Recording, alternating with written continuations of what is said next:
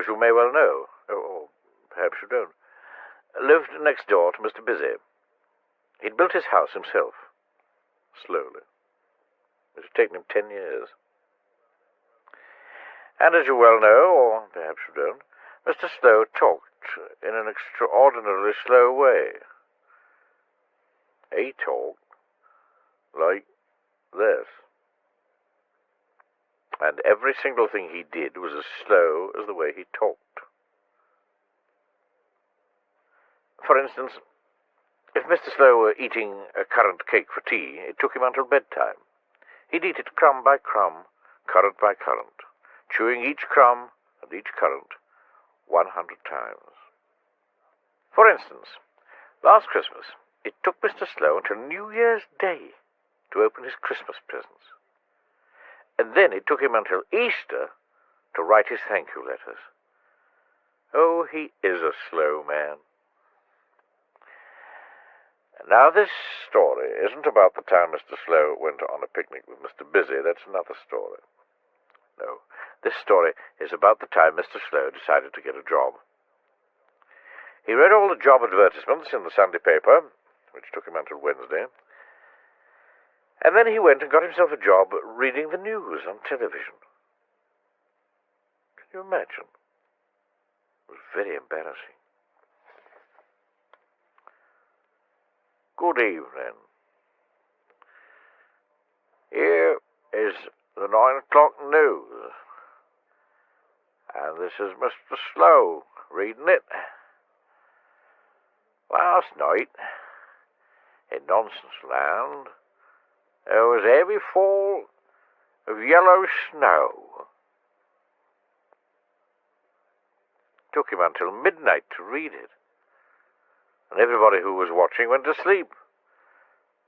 So that job wasn't any good, was it? Then Mr. Slow got himself a job as a taxi driver. "Take me to the railway station," cried Mr. Uppity as he leapt into his taxi. "I have a train to catch at 3 o'clock. Right-o, Mr. Slow, and set off at 1 mile an hour. He arrived at the station at 4 o'clock, so that job wasn't any good, was it? And that summer, Mr. Slow got a job making ice cream. But by the time he'd made the ice cream, it wasn't exactly the right sort of weather to be selling ice cream.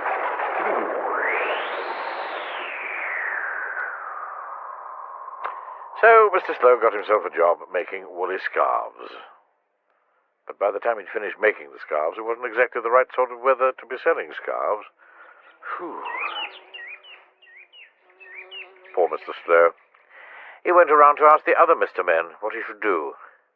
But they weren't very helpful. "Be a racing driver," suggested Mr. Silly. Can you imagine? No.